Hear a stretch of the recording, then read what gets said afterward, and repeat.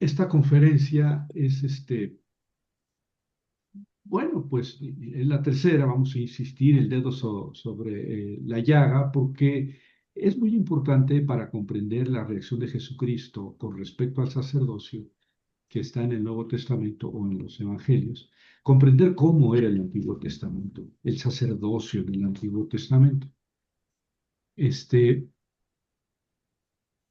entonces, bueno, es un poco abundar, pero no se crean, hay muchos detalles que se nos quedan necesariamente en el tintero que no podemos analizar porque no hay más tiempo, ¿verdad?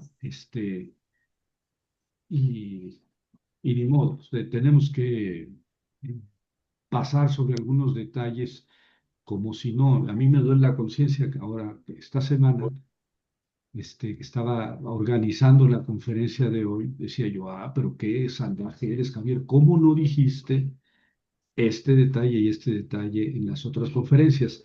Pero no, no podemos abarcarlo todo. Entonces, como en la conferencia de la semana pasada, voy a tratar de ir rápido sobre los aspectos principales a considerar, a comentar. eh, y este asunto que vamos a tratar hoy es, eh, digamos, es capital porque hay que comprender la reacción que tuvo Jesús con respecto a los sacerdotes. No estoy hablando de los sacerdotes de Jesús, sino a los sacerdotes del Antiguo Testamento, a los sacerdotes judíos de tiempos de Jesús, ¿verdad? Bueno, es importante también ver el proceso para comprender por qué los sacerdotes llegaron a ser tan poderosos en el Antiguo Testamento. No en el Antiguo Testamento, sino ya hacia el final del Antiguo Testamento. Buenas noches, Clara. Buenas noches a todos. Me Buenas da mucho noches. gusto, me da mucho gusto Buenas noches. Y buenas noches. ver Buenas nombres noches. conocidos. Auret. Bueno, eh, la vez pasada, la primera vez, hace 15 días, hablé sobre el origen de los sacerdotes y sin embargo no hablé del origen, hablé de lo primero que había que hablar, es decir, de Leví y los levitas. Entonces sí, empecé a dibujar la historia de Leví, un hijo de Jacob que se quedó sin territorio porque etcétera, que habían matado a los siquemitas y Jacob su padre lo bendijo, entre comillas, condenándolo a no tener territorio, pero que esa explicación, a pesar de que está en el Génesis y es el primer libro de la Biblia, es la explicación más antigua en la Biblia del origen de los levitas, no es ni con mucho la explicación histórica. Entonces, en esa ocasión hablamos de cómo surgió los levitas, eh, y decíamos que en su origen eran personas que no tenían territorio, que vivían, digamos, como forasteros en todas las tribus de Israel, pero que se dedicaban fundamentalmente a las funciones sacerdotales y que, sin embargo, las funciones sacerdotales no eran específicas de los levitas. Fueron especializándose a tal punto que, digamos, era preferible tener a levitas encargados de las funciones sacerdotales que a otras personas. Pero las funciones sacerdotales siguieron siendo desempeñadas por personas no levitas, ¿no? Inclusive hasta Salomón, el hijo de David, aunque David fue el que instauró propiamente el, en la organización del culto en Jerusalén. Y Salomón fue el que hizo el templo de Jerusalén y instauró ahí a los sacerdotes. Todo esto según la narración de la Biblia. eh, Salomón asumió él muchas funciones sacerdotales, cúlticas, ¿verdad? Y entonces, cómo las funciones sacerdotales eran compartidas entre todo el pueblo, pero fueron especificándose, fueron cayendo en manos levíticas. Y este grupo de levitas, pues era siempre fue siempre un motivo de interés para eh, para los escritores sagrados respecto a cómo se había formado ese grupo y entonces se inventaron muchas historias. Esto lo tratamos en la primera sesión y en la sesión de la semana pasada fuimos viendo cómo el sacerdocio fue quedando exclusivamente en manos levíticas. Esto es en tiempos de la monarquía, es decir, del año 1000 al año 500, digamos en números así muy redondeados, desde la época, bueno, Saúl tuvo muchos problemas con los sacerdotes, incluso hizo una gran matanza de sacerdotes, en buena medida porque pues el sacerdocio era un foco de poder y el rey, Saúl fue el primer rey, pues quería ese foco de poder, quería tener el control. Y Saúl lo hizo mal porque se enemistó con ese poderosísimo núcleo que es el poder sacerdotal. David fue más astuto. David con, compaginó, convivió con los sacerdotes, pero generó él una división en la casta levítica porque dio mucho más importancia a los sacerdotes de Jerusalén, ¿verdad? Y entonces de ahí empezó la división entre levitas y sacerdotes, porque antes eran un solo grupo. Durante la monarquía ciertamente se fue generando una división entre los levitas, ¿verdad? Ya hacia el siglo sexto, séptimo, el año 620 antes de Cristo, eh, había sacerdotes en Jerusalén, en los grandes centros, y había sacerdotes de rancho, digamos así, este, y que eran mucho menos poderosos y que se les daba menos autoridad, porque pues los sacerdotes de santuario y los sacerdotes importantes estaban en los santuarios reales, gobernados, dirigidos, pagados y controlados evidentemente por el rey, ¿verdad? Sin embargo, el levitismo seguía existiendo, pero ahora sí, digamos, como una clase de segundo nivel dentro del levitismo. Después de esto vino el destierro. También lo platicamos la semana pasada. En el destierro, eh, a la mitad del año del siglo sexto, del 586 al 538, el destierro, eh, se genera toda una revolución en el pensamiento israelita. Y al regresar, hay un templo en el que se concentra el sacerdocio, que es Jerusalén. Y en los demás, todos los que quedan fuera de Jerusalén están supeditados al sacerdocio de los que tenían pedigrí, porque incluso cuando regresaban del destierro se les pedía su línea genealógica y si se demostraba que era cierta, adelante, y si no, quedaban excluidos del sacerdocio propiamente de Jerusalén, mientras que los demás levitas quedaron, digamos, en función casi de sacristanes. Cantores, porteros, músicos en el templo, ayudantes de los sacerdotes, digamos, la gran desventaja de que esta es la época en que se escribe el Antiguo Testamento, es decir, se escribe el Pentateuco. Entonces, los que no estuvieron en las primera y segunda conferencia estarán pensando, oye Javier, pero ya en el Éxodo, en el libro del Éxodo se dice que Dios le dijo a Moisés que ordenara a Aarón como sacerdote, a Aarón y a sus hijos, y de ahí viene, porque Moisés también era levita. De ahí viene digamos, la exclusividad del grupo sacerdotal dentro del grupo levítico, desde el Éxodo y más después, en los números, etc. Sí, no, pero resulta que esos textos se escriben en el siglo sexto, ¿sí? Y se escriben ya bajo esta visión de un sacerdocio eh, elegido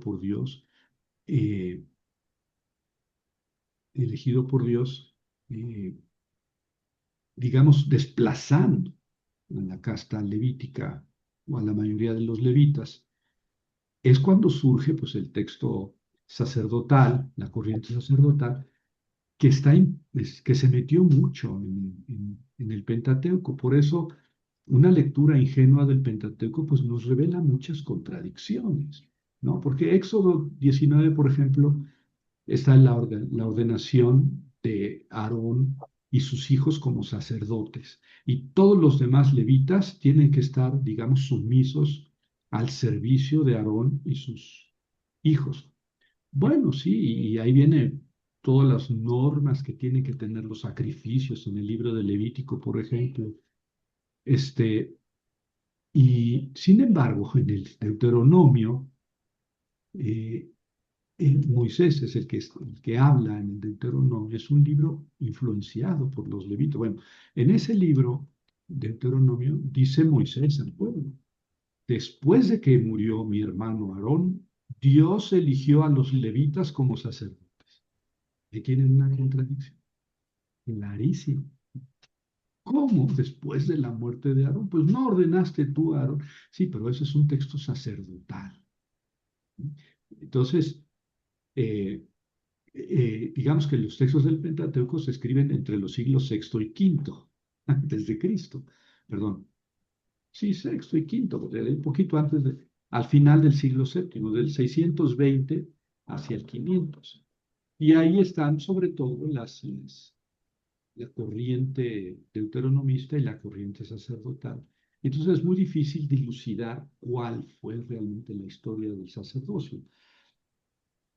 Pero en así a grandes líneas de media calle, uno podría decir, bueno, las funciones sacerdotales fueron asumiéndose paulatinamente, exclusivamente por los levitas.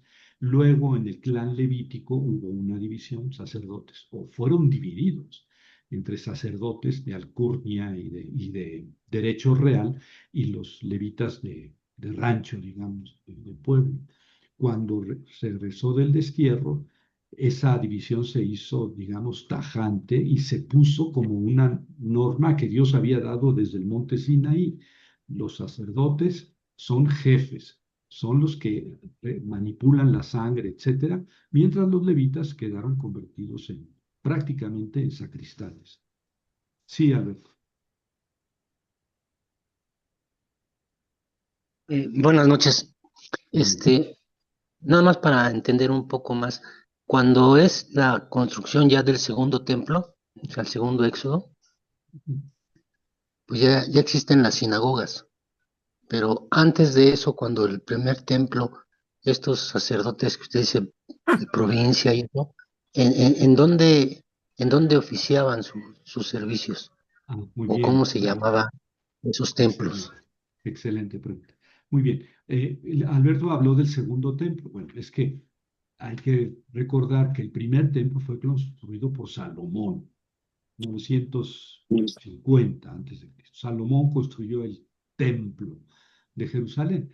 De ese templo no sabemos prácticamente nada, cómo lo construyó, cómo era. Sí hay unas descripciones,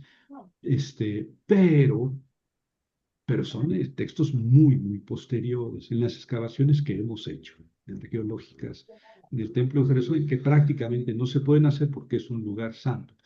De los musulmanes, pues es prácticamente un lugar intocable, pero no se conoce ningún resto arqueológico, ningún resto arqueológico de ese primer templo.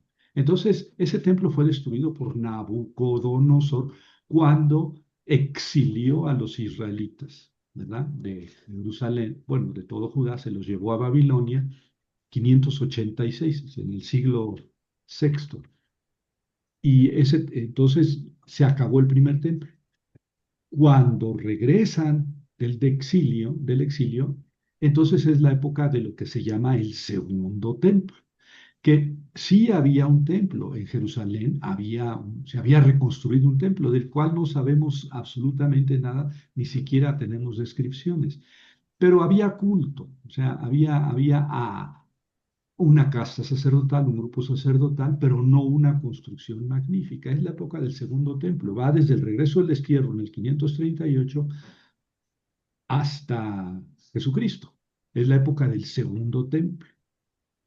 Entonces, en esta época, la, la- la pregunta es, bueno, ¿ya había sinagoga? Sí, sin duda, pero ¿dónde ejercían los levitas? Es que miren, la gran reforma deuteronomista que fue promovida por Josías, que reinó en el 620 antes de Cristo.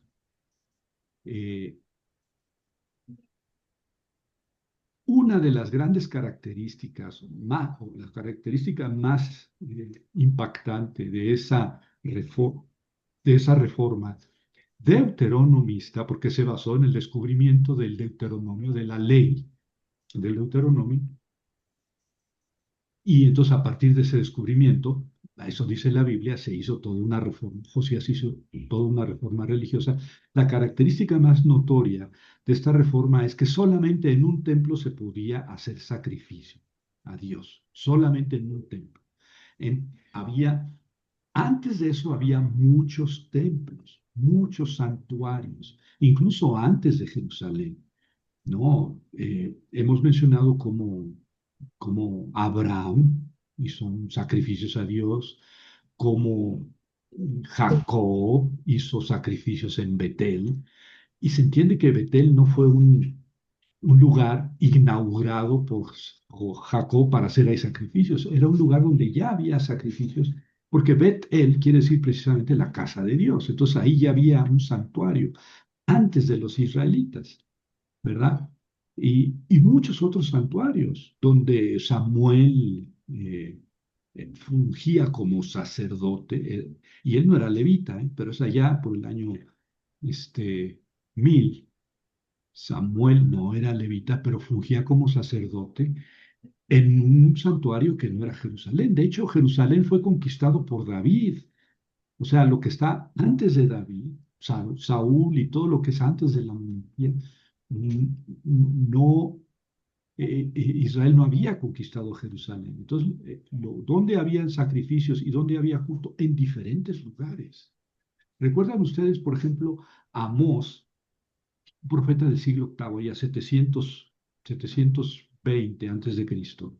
Este profeta Amós dice, eh, le dice, porque vinieron a regañarlo de parte del rey, le dice, no puedes predicar aquí, Amós, porque este es un santuario real. Amós no era levita, ¿verdad?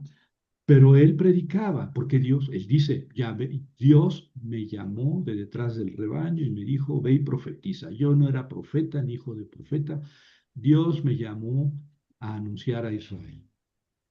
Pero el sacerdote le dice, no, es que este es un santuario real y aquí tú no puedes predicar. Ven, ahí está el control del rey sobre los grandes santuarios, ¿verdad? El control era político, ¿verdad? Pero también religioso. De hecho, Josías, que les decía en el 600, 100 años después, Josías en el 620, él instaura esa ley que dice solamente en un templo se va a ejercer el sacrificio. En los demás puede haber culto, pero no sacrificio. Y el sacrificio era la parte central del culto en Israel. Y entonces puso a los levitas, más bien, fíjense, fue astuto Josías. eh, los levitas eran los maestros de la ley y él los instauró para que fueran los jueces de las pequeñas comunidades.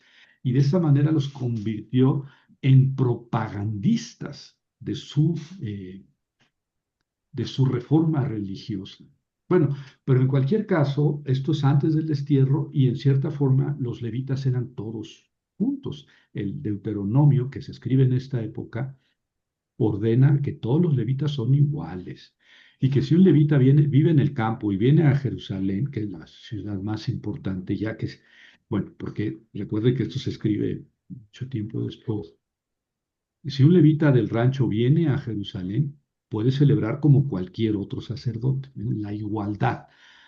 Aunque las diferencias, digamos, sociales, pues existían dentro de los levitas y ya había eh, eh, cierta división del trabajo, porque pues, en las grandes ciudades el rey prefería tener sacerdotes que pudiera controlar. Pero la ley de los levitas era para todos igual. Sin embargo, después del destierro las cosas cambiaron drásticamente y se estableció una escisión dentro del clan de los levitas formándose entonces el grupo sacerdotal y el grupo de los levitas. Pero eso no es la conferencia de, eso es lo que vino de antes. Este, lo que vamos a ver ahora es cómo después del destierro, si el destierro, regresan del destierro en 536 después de Cristo, antes de Cristo, perdón, del 536, cómo evolucionó el sacerdote hasta la época el sacerdocio hasta la época de Jesús. Ya lo habíamos notado, como hoy lo dije, el sacerdocio quedó dividido, ¿verdad? Los sacerdotes eran, digamos, los que estaban bajo las órdenes del rey, bajo salario real y también controlados, lo que podían decir por el rey. Esto se ve muy claro en la historia de David, pero no me voy a detener en ello. Cuando regresaron, un texto de Ezequiel. Ezequiel, les dije que es un profeta del destierro, sí, pero un texto que muchos autores dicen que es posterior a Ezequiel, pero que está en Ezequiel. Vamos a ponerlo en el siglo V, 450 antes de Cristo, pero que está en Ezequiel 44, dice, eh, y es que no les he compartido nada, me están viendo a mí. Entonces, este texto creo que aquí lo tengo, de Ezequiel. Sí, Ezequiel 44, 10, 14. Dice así, este texto les digo que no es del siglo sexto de Ezequiel, es del siglo quinto, parece que fue una adición al libro de Ezequiel. Dice, los levitas que se alejaron de mí en el tiempo en que Israel erró lejos de mí, tras sus ídolos cargarán su iniquidad. Estarán en mi santuario como servidores encargados de las puertas de la casa, como porteros, y como servidores de la casa. Ellos degollarán el holocausto, es decir, matarán al animal y el sacrificio por el pueblo. Ellos estarán delante de aquellos para servirlos, delante de los sacerdotes, porque los sirvieron ante sus ídolos y fueron para la casa de Israel un tropiezo en la iniquidad. Por eso levantaré mi mano contra ellos, oráculo del Señor Yahvé, y cargarán con su iniquidad. Está hablando contra los levitas. ¿Eh? ¿Por qué? Pues porque pervirtieron, engañaron, desviaron al pueblo. No se acercarán a mí para ejercer mi sacerdocio. ¿Ven? Aquí entonces ya estableció diferencia entre levitas y sacerdotes. Los sacerdotes eran levitas, pero como decía mi compadre, todos somos iguales, pero hay unos que somos más iguales. No se acercarán a ninguna de mis cosas santas ni a mis cosas santísimas. Cargarán con su desgracia y con las abominaciones que practicaron. Los pondré como guardianes, ¿verdad?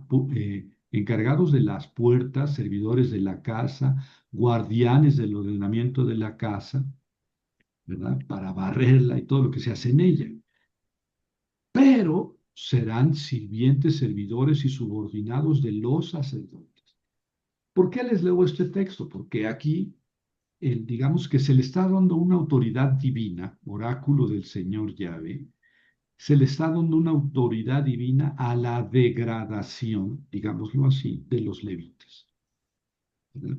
Entonces, ya los levitas no pueden levantar, porque Dios lo mandó, es voluntad de Dios. ¿Por qué? Pues porque ellos se pervirtieron, sobre todo cuando allá en el rancho, cuando no estaban los israelitas que estaban en el destierro, etcétera, pues ellos pervirtieron al pueblo. Bueno, es una manera de justificar esa degradación que tuvieron, ¿verdad?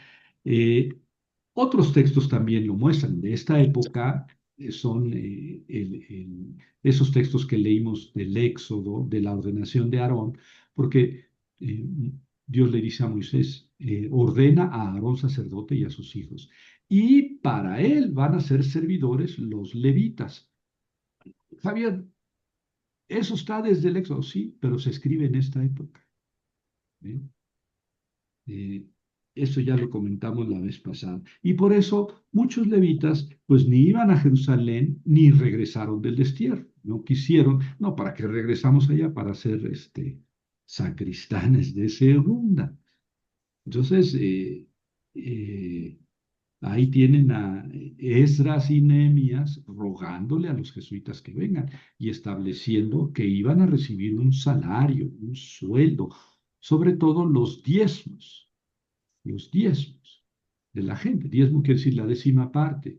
Y sí, los israelitas tenían que dar una fuerte cantidad para el templo, la mayor parte quedaba en manos de sacerdotes. Pero muchos de estos diezmos eran para los levitas. ¿Por qué? Porque los levitas eran pobres, pues si no los dejaban, pues, ejercer el sacerdocio. Y esto es lo que pasa con Esdras y Nehemías en la segunda mitad del siglo V. Estamos en 410, 420. Se tuvo que proteger a los levitas porque era gente, digamos, que no tenía suficientes ingresos y por eso se fijaron los diezmos. Incluso los diezmos se multiplicaron. Miren este texto de Tobit. Tobit no sabemos cuándo fue escrito. Eh, Creo que en la Biblia se llama Tobías, pero el título es Tobit, debe ser Tobit, eh, porque es el personaje principal de esa novelita, es una novelita. Pero dice así, cuando tenía las primicias, está hablando Tobit, los primeros frutos, los diezmos de los ganados y los primeros esquileos de las ovejas, iba presuroso a Jerusalén y se lo entregaba a los sacerdotes y hijos de Aarón para el altar. Probablemente este libro fue escrito allá por el 300 antes de Cristo. Es un libro tardío, de lo último que se escribe en la Biblia. Entonces, vean todo lo que implicaba ese diezmo, lo daba a los sacerdotes, hijos de Aarón, o sea, los sacerdotes de casta. Daba a los hijos de Leví, estos a los levitas, ¿verdad? Ministros en Jerusalén, el diezmo del trigo, del vino, del olivo, de los ganados, de los higos y de todos los árboles frutales. Ahí están los diezmos, el diezmo para los sacerdotes y el diezmo para los levitas. Tomaba el segundo diezmo en dinero de los 6 años, es un diezmo que se daba cada 6 años y lo gastaba en Jerusalén. Es decir, este, eh, eso era, el diezmo era ir a gastar el dinero en Jerusalén, no era ir a darlo a nadie, ir a gastarlo en Jerusalén para que Jerusalén se hiciera una ciudad rica. En Jerusalén entregaba ese diezmo cada 3 años a los huérfanos y a las viudas y a los prosélitos que se unían a los hijos de Israel. Pues ya no entendí nada, ¿eh? Eso es un galimatías. Este confuso texto de Tobías, pero bueno, por lo menos nos habla de diferentes ¿cómo se llama? Diezmos. Ciro, rey de Persia, aquel rey que dejó a los israelitas regresar a su tierra, porque los caldeos, Babilonia, eran malos, eran malitos, y entonces estos derrotaron a Israel, lo tenían sojuzgado, Israel pagaba tributo, pero el tributo era muy salvaje. Vamos a ponerle que el 50% del Producto Interno Bruto de Israel tenía que irse a las arcas del rey de Babilonia o al pueblo de Babilonia. Entonces el pueblo nunca podía salir de la pobreza por el castigo, por los tributos que tenía que pagar a Babilonia. Entonces el rey de Israel, el rey de Judá, negó el tributo. La presión social era brutal, no podemos seguir viviendo así. Y entonces negó el tributo, vino Nabucodonosor. Y entonces el castigo era más salvaje porque ya había sido derrotada Judá. Entonces ahora deporta a la gente más culta, la deporta a Babilonia. Y en Israel queda ciudad ruinas. Como les dije, él destruyó el templo que había construido Salomón. Eh, Después tuvo tan buena suerte el pueblo de Judá que 50 años después, Ciro, rey de Persia, le pegó a los caldeos, los derrotó, ¿verdad? Entró en Babilonia en el 539, 50 años después de que había desterrado allá a los israelitas. Y Ciro era un rey malo, malo, pero más inteligente. Y entonces eh, él permitió a los israelitas regresar a Jerusalén y reconstruir su templo. De eso habla mucho Ageo, el profeta Zacarías, Esdras y Nehemías, de la reconstrucción de las murallas de Jerusalén, del templo de Jerusalén. Y sin embargo, pues sabemos que había un templo, pero nunca se nos describe. Y ahí se realizaban los sacrificios y el culto. Eh, y entonces Ciro, rey de Persia, incluso daba dinero para el templo de Jerusalén, porque de esa manera pues tenía a la gente más contenta, pero de todas maneras había un tributo salvaje que tenían que pagar ahora a los persas. El imperio persa duró del 539, que fue cuando entraron los ejércitos persas a Babilonia, hasta el 333, 332, que vino Alex Magno, ¿no? Alejandro Magno, y ya estableció, digamos, el imperio helenístico o griego.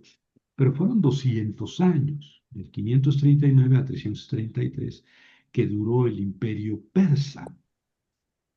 Y digamos que los israelitas pudieron ejercer su sacerdocio y vivir con cierta tranquilidad, desde luego pagando tributo eh, a los, a los persas, ¿verdad? En esta época se escribe el libro del Levítico, en fin, el Pentateuco, las últimas redacciones del Pentateuco, etcétera. Y la división de los sacerdotes o de los levitas queda completamente consumada. Una de las funciones de los sacerdotes era enseñar la Torá, ¿verdad? Sin tenerla exclusiva. Eh, o sea, no eran los únicos que enseñaban la Torá. Y la enseñaban tanto los levitas como los sacerdotes. Pero los levitas eran los expertos en la Torá, ¿verdad? Eran los que enseñaban. Y eso de enseñar no solamente implicaba enseñar, sino aplicar. Entonces, en cierta forma, los levitas eran como jueces. Eran como jueces. ¿Por qué? Porque ellos en las puertas de las ciudades, en las puertas de las ciudades, decidían los casos de la gente, ¿verdad? A partir de si estaban, es decir, juzgando a partir de la ley, interpretando la ley. Bueno, ese era el principal trabajo. Desde luego, para los levitas, para los sacerdotes era el sacrificio. El sacrificio, ojo, el sacrificio era, digamos, la manera de entrar en comunión con Dios. Si ya en estas épocas la idea de santidad y de elección implicaba, eh, digamos, la comunión con Dios, que tenía que restaurarse cada vez que se fracturaba. Y entonces había muchos tipos de sacrificios, ¿verdad? Y los que hacían el sacrificio eran los sacerdotes, claro. Los levitas podían, como dijimos antes, matar el animal, destazarlo, etcétera. Pero el acto propiamente sacerdotal de los sacrificios lo hacían nada más los sacerdotes. ¿Y en qué consistía el acto propiamente sacerdotal? En manipular la sangre, porque la sangre es la vida. Y en un sacrificio lo que se ofrece a Dios es la sangre, es la vida, ¿verdad? Y el que manipula la sangre es el sacerdote, ¿verdad? También es el que podía entrar, bueno, podía hacer los sacrificios de oblación, el holocausto es un sacrificio que se destaza el animal, pero de ahí no se come nada. La gente no come nada, no hay una comida ritual, el sacerdote no se queda con una parte, sino que todo es el sacrificio por excelencia. Toda la víctima es incinerada, se quema para que suba.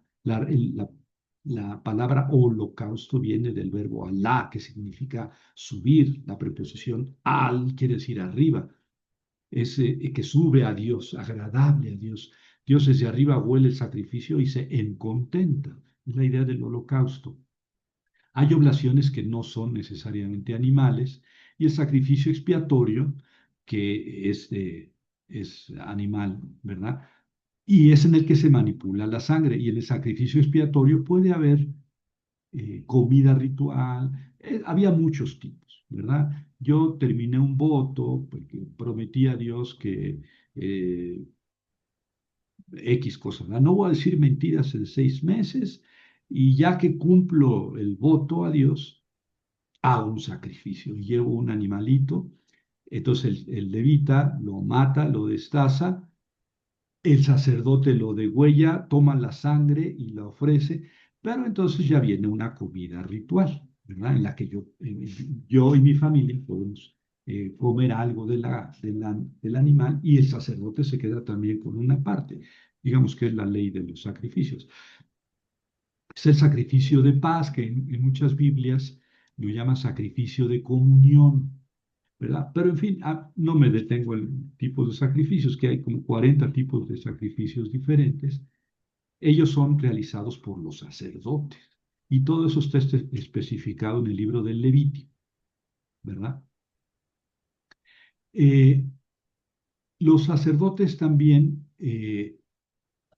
bueno, tenían la función esta del, de el sacrificio del gran día de la expiación. Esto es probablemente el sacrificio más significativo de Israel, el Levítico 16, el gran día de la expiación. Es una vez al año, se coge un macho cabrío y el sacerdote le pone sus manos en la cabeza y dice los pecados del pueblo. O sea, los de cada uno, Javier, tú, no. Los pecados del pueblo, ¿verdad? Injusticia, robo, explotación del pobre, desprecio de la viuda, del huérfano, etcétera, todos los pecados que pueden haber, se los echa al pobre animalito y lo manda a morir al desierto. Ese ritual es complejo, está descrito en Levítico 16, y ese era el único día en que el sumo sacerdote, o el sacerdote principal, podía entrar al santo de los santos, que es digamos, el lugar santísimo por excelencia del templo, el más alto y profundo.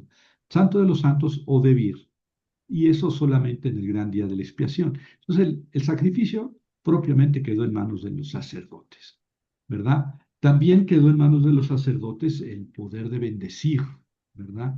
La función de bendecir al pueblo. Este hermoso texto que les voy a leer, habla a Aarón y a sus hijos, ojo, a Aarón y sus hijos, es decir, a los sacerdotes. Esto está en el libro de los Números. Es muy antiguo, Javier. No, no, no, es muy reciente. Es bastante después del regreso del exilio. Estamos en el siglo V. Así han de bendecir a los israelitas. Les dirán, el Señor te bendiga y te guarde, ilumine su rostro sobre ti y te sea propicio. El Señor te muestre su rostro y te conceda la paz. Que invoquen así mi nombre sobre los israelitas y yo los bendeciré. Entonces, bueno, es una de las prerrogativas de los sacerdotes.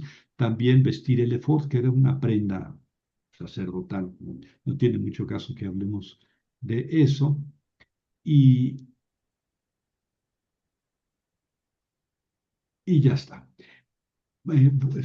Quiero seguir avanzando en el tiempo.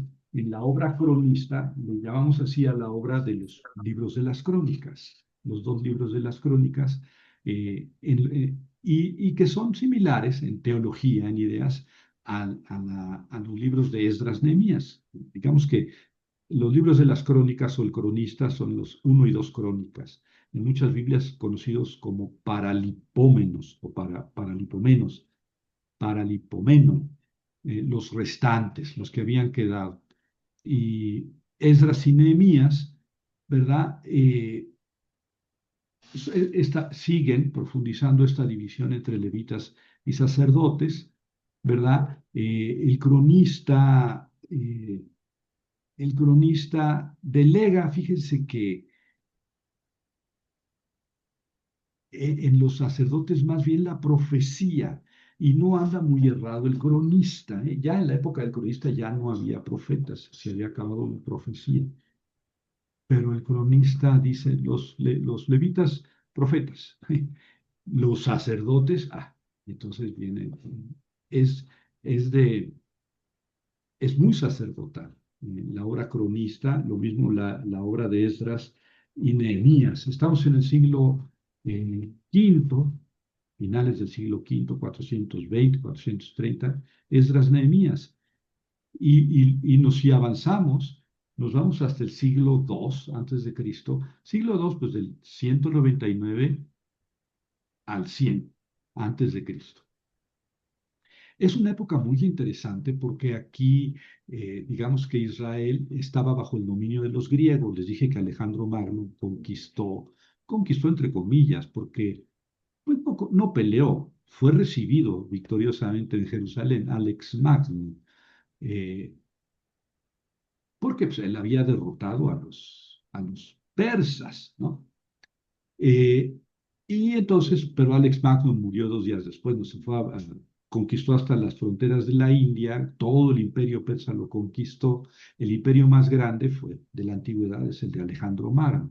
Sí, pero duró 2 días, porque de regreso de sus conquistas murió en camino, Alex. Y el reino se dividió y entre Grecia, una parte diminuta, en otra parte en Egipto, un poquito más grande, pero pequeña en comparación con todo el imperio asiático que iba hasta las fronteras de la India. Inmediatamente esa parte se desmembró. Israel quedó bajo, digamos, el control, el protectorado de los egipcios, de los ptolomeos. Pero después fueron arrebatados, pasaron al dominio de los seleucidas, o sea, los reyes de Asia. Y el siglo II es muy curioso, porque ahí se da todo lo que está narrando en los libros de los macabeos. Bueno, les voy a resumir mucho porque, eh, bueno, pues ni modo. Los asmoneos eran levitas, porque bueno, entonces un rey, Antíoco IV, allá por el 160, 170 antes de Cristo, digamos que era antijudío y no le gustaba la religión judía y puso algún asunto en el templo de Jerusalén que lo profanó. No sabemos exactamente qué era. Pudo haber sido, digamos, una estatua de Júpiter, de Zeus, ahí en el templo, y eso ya profanó el templo. O parece que cubrió el altar, que tenía que estar cubierto de oro, etcétera, el altar de los holocaustos, con alguna cosa que los judíos consideraron impura y abominable, y entonces eso era un signo de que prohibía la ley, que los israelitas, que los judíos siguieran su ley. Y entonces muchos de ellos se dieron, ¿verdad? Se estaban desintegrando. Algunos, algunos judíos sí se unieron al helenismo, perdieron la religión, la fe, pero otros, este grupo de los macabeos, que eran levitas, se rebelaron, ¿verdad? Y tuvieron tanto tino que, bueno, los seleucidas, digamos, los reyes de Asia, estaban en franca decadencia. Entonces, los judíos lograron obtener la independencia, ¿verdad? Pero estos eran levitas, ¿verdad? Y eran de la casta sacerdotal. Entonces, ¿qué pasó? Que estos señores asumieron a partir del año 100, con Aristóbulo, eh, asumió el título de rey. Era levita. O sea, los reyes antes eran de la tribu de Judá, ¿no? Pero eso es en el siglo XI antes de Cristo, el 10. Aquí estamos en el siglo II y estos eran levitas y asumieron el rey como reyes a partir del año 100, 103, ¿verdad? Y luego asumieron el sumo sacerdocio, porque ellos eran levitas, eran sacerdotes y asumieron el sumo sacerdocio, pero fue una muy mala experiencia, ¿verdad? Jasón Jasón era sumo sacerdote, aquí les van a ver. Onías III fue el último sadoquita, o sea, sacerdote legítimo. Su hermano Jasón, también sacerdote y también legítimo, compró el puesto de sumo sacerdote. Pero entonces ya ven la degradación. Siempre la casta sacerdotal fue implantada y fue mantenida, eh, como una medida de control del rey. Claro, habían pasado muchos años que no había rey, el sacerdocio había tomado mucho poder, ahorita comento por qué y termino la conferencia, pero aquí estamos a mediados del siglo II antes de Cristo, donde Jasón compra el puesto de sumo sacerdote. Jasón, que era sacerdote, pero había comprado el sumo sacerdocio, fue suplantado como sumo sacerdote porque Menelao, hermano de Simón, ofreció más dinero. Menelao era de Benjamín, o sea, no era de la tribu de Leví, no era levita. O sea, aquí ya se rompió esa, digamos, norma de que el sacerdocio estaba en Jerusalén, estaba entre las manos levíticas y exclusivamente, digamos, sacerdotales, ¿no? Aquí ya pasó a manos de Menelao, que ni siquiera era levita, ¿verdad? Antíoco V mandó matar a Menelao, quien fue suplantado por Alcimo. Alcimo era aronita, descendencia de Aarón, pero no era sadoquita, ¿verdad? Alcimo fue confirmado por Demetrio y murió de un ataque. Bueno, después vinieron los que se hicieron sumos sacerdotes, se hicieron sumos sacerdotes. Jonatán Macabeo es ¿verdad? Jonatán Macabeo, de los macabeos que les acabo de nombrar, fue nombrado sumo sacerdote por Alejandro Balas. Jonatán tenía linaje sacerdotal y llegó a ser jefe, pero entonces era rey, bueno, digamos, sumo sacerdote. Después de Jonatán fue sumo sacerdote su hermano Simón, también sacerdote, ¿verdad? Pero aquí ya sumo sacerdote, quien además era estratega y caudillo. El hijo de Simón fue Hircano I, quien fue sumo sacerdote y etnarca. Y luego el hijo de Hircano I, Aristóbulo I, llamado Alejandro Janeo, se dio el título de rey.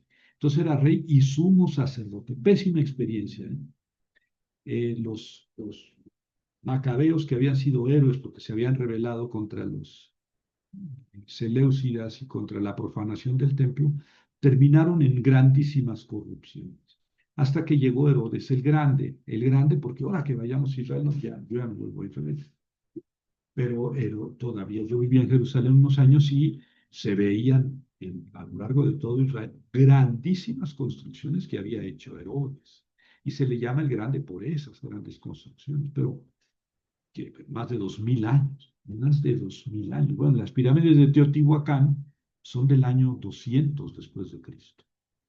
Estas obras que hizo Herodes y que se ven en Jerusalén, ya destruidas en buena medida, es decir, todas destruidas, pero algunos en mayor y otras en menor medida, pero se ve que eran construcciones magníficas. El famoso Muro de los Lamentos es de la época de Herodes. Bueno, él se casó con una de las descendientes de los macabeos, ¿verdad? Por eso él no era judío, pero se integró al judaísmo y se casó con Mariame, una asmonea, y de esa manera, en cierta forma, legitimizó su derecho al trono. Pero Herodes el Grande no hizo ninguna conquista ni tuvo méritos para ser rey en Judea. Lo pusieron los romanos, porque aquí ya los mandamases eran los romanos, ¿verdad? Bueno, y aquí ya termino mi asunto porque quiero hacer una síntesis más, digamos, de más distancia. Les dije que el último rey de la descendiente de David fue llevado prisionero por Nabucodonosor a Babilonia y allá murió. Joaquín murió en Babilonia. Eh, los israelitas guardaron mucho tiempo la esperanza de volver a, a tener un rey de la dinastía davídica, pero no hubo. Desde allá hasta el momento no ha habido un rey de dinastía davídica o de la descendencia de David en Israel. Eh, por tanto, digamos que la realeza se acabó en el siglo VI con la prisión de Joaquín. Claro, ya les dije que en el año 2 hubo sacerdotes reyes, pero fue pésima experiencia y fue muy poco tiempo, más o menos 100 años. en que Israel, los judíos fueron independientes, con pésima experiencia, por la corrupción que implicó tener el poder militar, poder social y el poder sacerdotal. En todo caso, ellos no eran descendientes de David.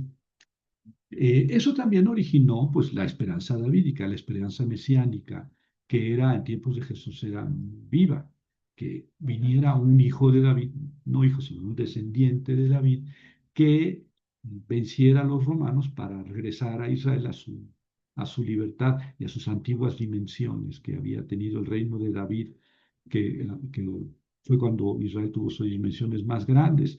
Y ahora el Netanyahu pues quiere que hacer todavía más grande costa del genocidio, pero no es nuestro punto. El asunto es que se acabó la realeza y el rey era un personaje instituido por Dios para garantizar un orden divino, un orden según la ley eh, de la sociedad.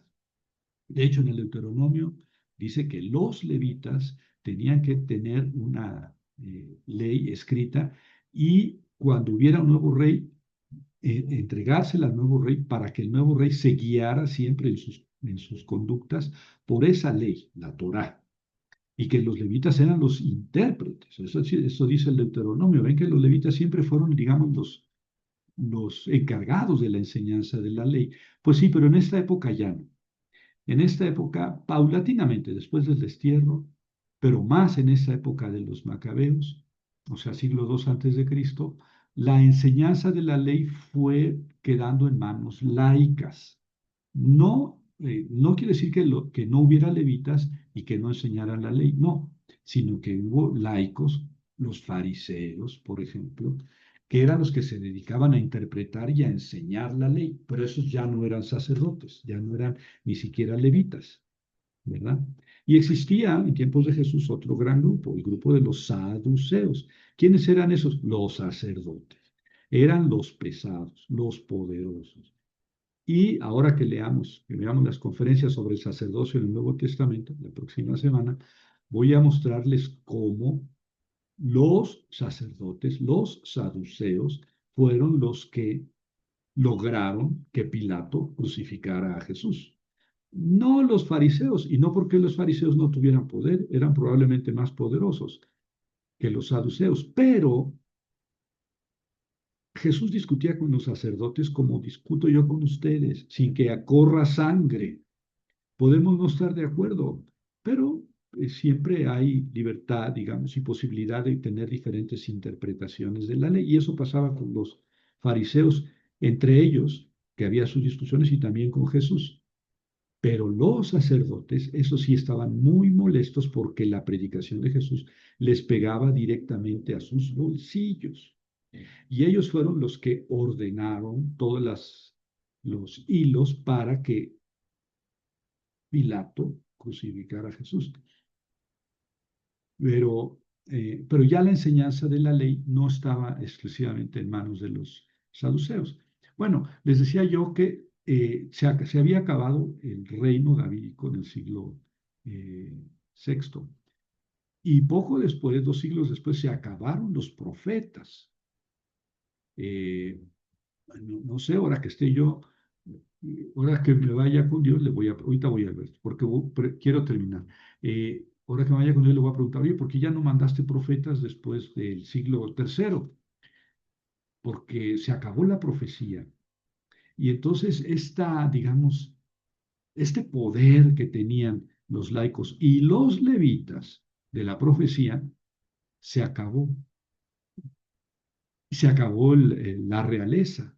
Y entonces adivinen quiénes asumieron todo el poder que habían dejado los reyes y los profetas, ¿sí? Fueron los sacerdotes. Por eso los sacerdotes eran, digamos que, la autoridad máxima en Israel en tiempos de Jesús. ¿Por qué? Porque estaban dominados por los romanos. Los romanos eran férreos y no les permitían muchas libertades a los israelitas. Pero dentro de las libertades que tenían, los más poderosos dentro de los israelitas eran los sacerdotes. y dentro de los sacerdotes el sumo sacerdote, ¿verdad? Pero hay que ver cómo, digamos, no teniendo rey, no teniendo profetas, eh, lo que tenían los israelitas como núcleo de identidad al cual abrazarse era la ley interpretada por los sacerdotes, ¿verdad? Y el sacerdocio en el templo. Eso era lo que tenían. Entonces, su espiritualidad giraba muchísimo en torno al templo y, por tanto, en torno a los sacerdotes. Por eso los sacerdotes eran tan poderosos, eh, probablemente más que en ninguna época anterior, ¿verdad? Desgraciadamente o venturosamente, no sé cuál sea su pensamiento, los sacerdotes no eran la única autoridad en Israel. La máxima autoridad en Israel eran los romanos, ¿verdad? Pero bueno, ahí tienen algo que les explica por qué los sacerdotes concentraron muchísimo poder, limitado por el gobierno romano. Recuerden ustedes que Pompeyo entró en Jerusalén, creo que el 62 antes de Cristo. 62 antes de Cristo. Sí, los pobres israelitas o judíos se la pasaron mal. Los últimos 5 siglos fueron dominados primero por los persas, luego por los griegos, primero por el brazo egipcio de los griegos, luego por el brazo asiático o seleucida de los griegos, y luego por los romanos. Pasaron de manos de uno a manos de otro. Y el imperio romano, pues todavía se extendió muchísimos años en Israel, ¿verdad? Y fue Tito el emperador, que después fue emperador, cuando llegó a Jerusalén y destruyó el templo de Jerusalén el año 70 después de Cristo. Tito no era emperador, era hijo de Vespasiano. Vespasiano era el emperador. Y Tito después fue emperador, pero él destruyó el templo de Jerusalén y entonces sí se acabó prácticamente el poder sacerdotal que giraba en torno al templo. Se acabó con la destrucción del el año 70 del templo y ya después no fue reconstruido ese templo. Ya en el siglo séptimo, en el 630 y tantos, que llega Mahoma, llegan los musulmanes ahí, 630 después de Cristo. No, ellos no destruyeron el templo de Jerusalén, lo había destruido Tito. Tito. Y ya les dije que ese nombre no se les puede olvidar. Tito fue el que destruyó el templo de Jerusalén y no se le va a olvidar porque su papá a él le llamaba mi hijo Tito. Y eso ya no se les va a olvidar. Tito fue el que destruyó el templo de Jerusalén. Este, el año 70, y eso acabó con el poder sacerdotal. No ha vuelto a construirse el templo de Jerusalén. Eh, si los judíos quisieran en la actualidad reconstruir el templo de Jerusalén, tendrían que quitar la mezquita del Aqsa y el domo dorado y hacer ahí, porque ahí era donde estaba el domo dorado. Es que el bendito de Mahoma tampoco era un santo, ¿verdad? Bueno, eso digo yo. Se le ocurrió irse al cielo estando parado ahí donde estaba el templo, había estado el templo de Jerusalén. Y entonces desde ese momento se construyó ese domo dorado, es del siglo séptimo, tiene ya 1300 años. Y ahí estaba el templo de Jerusalén. Entonces, para construir el templo de Jerusalén, los judíos tendrían que quitar eso. Y ahora pídanle permiso a los musulmanes de quitar ese templo. Lo podrían hacer, yo creo, los judíos, porque poder tienen. Pero quién sabe si quieran restaurar el poder de los sacerdotes. Porque restaurar el templo es restaurar el poder sacerdotal. Yo creo que los judíos no quieren restaurar el poder sacerdotal. Sería infinitamente poderoso. Pero bueno, hasta aquí dejo la conferencia de hoy. Espero haberles dado una panorámica muy a salto de mata de lo que fue el sacerdocio en el Antiguo Testamento. Las próximas 3 conferencias nos vamos a dedicar al sacerdocio en el Nuevo. Ahora sí, Alberto. Gracias. Es que el panorama que presenta está así muy, muy aterrador, ¿no? Y la pregunta era precisamente algo parecido. Yo sé que los judíos o que algunos judíos tienen muy marcado su linaje y saben quién fue su abuelo, su bisabuelo, uf, lejísimos, ¿no? Entonces la pregunta es si en la actualidad hay personas que sean descendientes del rey David o que sí se tenga su linaje directo. Ya me sacaste de la Biblia, ya no sé nada. Ah, perdón, no sé. Ok. No sé, no Es sé. que pues eso ocasionaría todo lo que usted está diciendo y el negro panorama que se presentaría, ¿no? A nivel mundial por si Sí, pues los si ahora israelitas tienen los un judíos tercer templo. los judíos están un poco en esa línea ahorita, en este momento.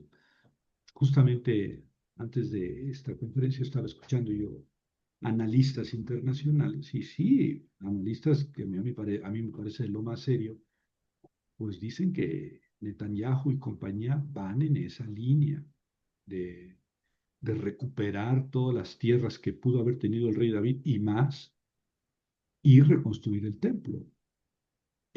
No son nada, bueno, ustedes saben eso, no son nada, digamos, optimistas al respecto. Más bien, varios analistas plantean que eso puede ser la destrucción del Estado de Israel. Pero pesimistas sí, que la Tercera Guerra Mundial y la guerra nuclear puede empezar precisamente cuando Netanyahu oprima el botón rojo, que es el punto más débil de toda la cadena de poseedores de botón rojo. Pero bueno, esas son cosas que todos hemos escuchado y que tenemos que escuchar porque es lo que estamos viviendo, pero que se conectan en cierta forma. Fíjate que yo escuchaba hace poco, no sé, hoy, ayer, un analista que decía es que Netanyahu se está gobernando por el Antiguo Testamento y muchos judíos y cristianos sionistas de Estados Unidos, gente muy poderosa, pues seguían por el Antiguo Testamento como si fuera la única revelación de Dios, ¿no? Dios nos dio esta tierra, Dios nos entregó, Dios nos eligió y los que no son elegidos pues se amuelan. Un discurso que, bueno, sí, sí, por lo menos tiene apariencia de religioso. Yo creo que en el fondo nadie se lo cree, pero se presenta así como religioso y, y fundamentado en el Antiguo Testamento. Sí, yo creo que el poder sacerdotal de los judíos no se va a reinstaurar. Sería demasiado peligroso pero yo no sé, no es lo mío. Tampoco sé mucho del judaísmo en la actualidad, ni del judaísmo en la historia. Entonces, mejor esa pregunta. Yo me imagino que sí, que los judíos sí tienen su genealogía bien conocida. Ahora, hay de judíos a judíos. Hay judíos que no son sionistas, es decir, que no creen que deba haber Estado de Israel físicamente allá en Palestina. Hay judíos muy descreídos, ¿no? De hecho, el judaísmo, si ustedes se fijan en un diccionario, no se define como una religión. El judaísmo no es una religión, es otras cosas y que implican también religión, pero miren, un judío en la actualidad puede creer en la resurrección y otro judío no creer en la resurrección. Sí, los dos son judíos. Ese- no tienen autoridad doctrinal como en la Iglesia Católica está el Papa o eso. Eh, el judaísmo se define también por las tradiciones, las festividades que tienen, por su historia. Como una raza, profesor, No, ¿no? tiene que ver, pero no exclusivamente. Cultura, raza, religión, costumbres, digamos que todo junto. Eh, Así que es difícil, es elusivo el término judío en la actualidad, pero yo me he buscado así seriamente cuál es la definición de judío y no es estrictamente un asunto religioso, implica otras cosas. Porque le decía yo que hay de judíos a judíos, hay algunos estos de Kairelitz aquí, de Chapeau y todo eso, que son muy ortodoxos y que siguen las costumbres muy al pie de la letra, costumbres antiquísimas del Antiguo Testamento, pero hay muchos que son judíos y que toman distancia muy seria con respecto a estos judíos ortodoxos. No es un asunto en el que yo me haya metido, así que mejor no le sigo. ¿Alguna asunto o Muchas gracias. comentario más? Sí. ¿Algún asunto o comentario más? No, profesor, muchos nombres, Sí, me hombre. pierdo un poco, pero muy Eh, interesante. Por supuesto, yo creo que la esencia la captamos, ¿no? Sí. Definitivamente. Miren, los apuntes estos que tengo aquí son de un librito que quiero sacar. Yo siempre les prometo lo mismo, pero es cierto. Quiero sacar un librito sobre el sacerdocio en el Antiguo y en el Nuevo. Y y no crean, no crean. No, no es fácil, porque yo no le voy a. Yo digo lo que leo, ¿verdad? Lo interpreto y los estudios que conozco lo pongo con mi mejor eh, neutralidad que puedo y buena fe, pero no soy judío. Entonces, no, estoy seguro que esto a muchos judíos no les va a gustar, aunque he leído muchos artículos de judíos que van por ahí, pero tampoco a los católicos les va a gustar mucho lo que voy a decir las próximas tres. No, a mí me han callado, quiero que el profesor se calle, porque eso que está diciendo, y sobre todo sacerdotes, ¿sí?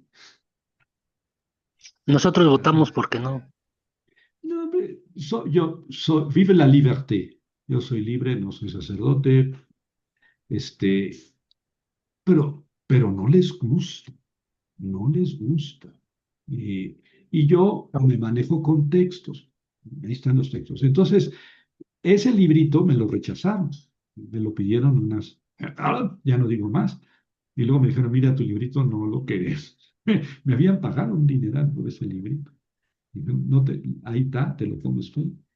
Pero eso fue hace 20 años y lo quiero publicar. Sin embargo, si ustedes me insisten tantito, la próxima semana se lo mando en PDF, aquí en el chat. sí, Porque sí, profesor, son muchos nombres, son muchas fechas, son muchas exacto. citas, es demasiado contenido. Y a lo mejor, si ustedes quieren profundizar y leer con calma, les conviene que lean eso. Nada más que no es un texto que yo ya haya terminado. Ok. Es que el doctor Quesada dice en esto. No, no. Ese libro no está terminado. Son como 100 páginas, pero no está terminado. Tengo que darle todavía un año de trabajo. Pero la próxima semana, ¿qué tal si nos vemos la próxima semana? Y la próxima semana sí se lo pongo en PDF aquí en el chat. Y si no vienen a la Conste. conferencia, pues no hay libro. Ah, bueno. Bueno, ¿qué Profesor, le- profesor, es que ¿sí? sí nos va a servir mucho porque sí, efectivamente es mucha información, muchas citas y para